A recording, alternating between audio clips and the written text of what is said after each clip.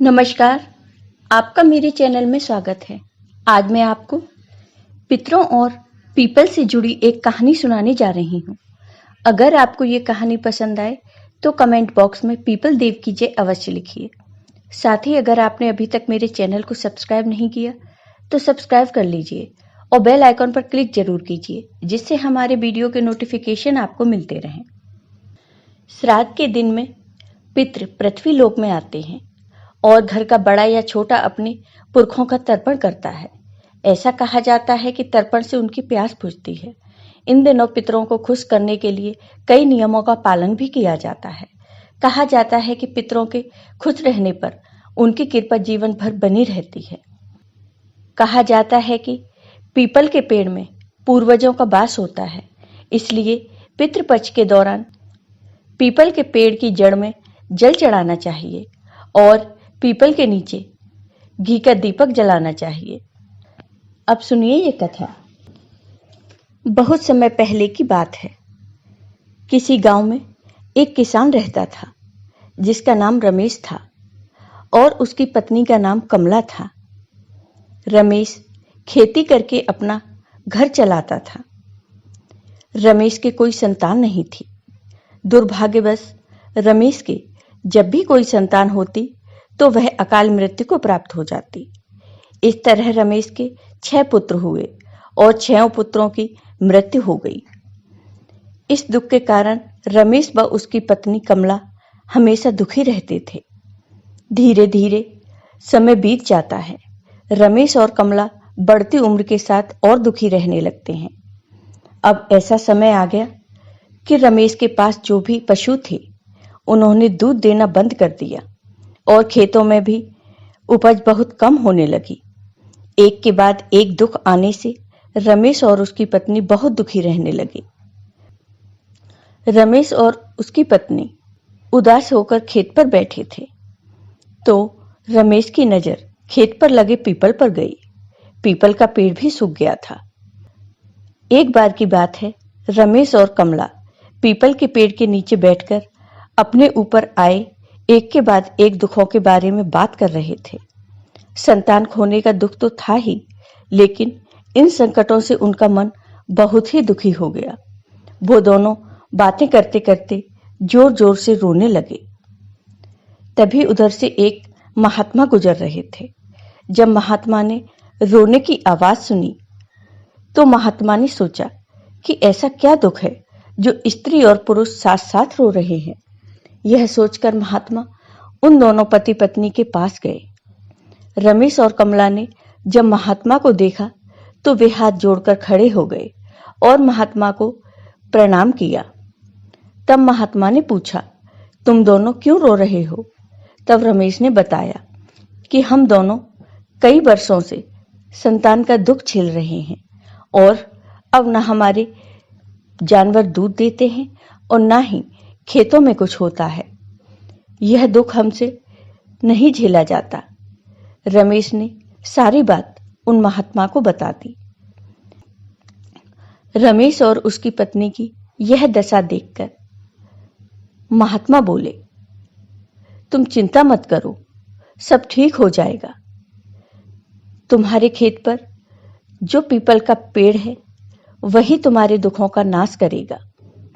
आज के बाद तुम रविवार का दिन छोड़कर अन्य सभी 6 दिन इस पीपल को दूध, जल, तिल से सींचना तथा शाम के समय 6 दिन पीपल के नीचे तेल का दीपक जलाना और 7वें दिन रविवार को पीपल पर जल चढ़ाने के बजाय दूध मिश्रित जल सूर्य भगवान को अर्पित करना। ऐसा करने से तुम्हारे ऊपर आया संकट कट जाएगा। ऐसा कहकर वो महात्मा वहां से चले जाते हैं। रमेश और उसकी पत्नी ने महात्मा के कहे अनुसार उस पीपल के पेड़ को सींचना शुरू कर दिया और शाम को वो पीपल के नीचे तेल का दीपक जलाने लगे। देखते ही देखते रमेश के कष्ट दूर होने लगे और वह पीपल का पेड़ भी फिर से हरा भरा हो गया। खेतों में फसल लहलहाने लगी और रमेश के पशुओं ने दूध देना भी शुरू कर दिया। धीरे धीरे समय बीता। 1 वर्ष के अंदर ही रमेश के यहाँ फिर से एक पुत्र ने जन्म लिया। अब रमेश और कमला अपने पुत्र को पाकर बहुत खुश थे। उनके जीवन में सारी खुशियां आ गई थीं।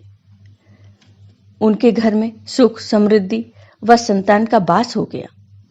एक दिन रमेश और उसकी पत्नी अपने खेतों पर गए तो उनको फिर से उन महात्मा के दर्शन हुए। उन्होंने अपने पुत्र सहित उन महात्मा को प्रणाम किया और कहा कि आपके ही आशीर्वाद से हमें संतान और सभी सुख प्राप्त हुए हैं। तब उन महात्मा ने कहा कि हे पुत्र, ये मेरा आशीर्वाद नहीं है, बल्कि तुम्हारे पितरों का आशीर्वाद है, जिनका दोष तुम्हें लगा हुआ था। पितृदोष होने पर घर में संतान नहीं होती, कर्ज होने लगता है, घर से लक्ष्मी चली जाती हैं और दरिद्रता का वास हो जाता है और अकाल मृत्यु का भय बना रहता है।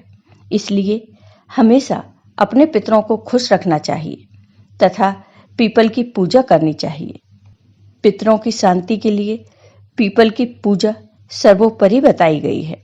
इसलिए प्रत्येक मनुष्य को पितरों की शांति के लिए पीपल को जल अर्पित करना चाहिए।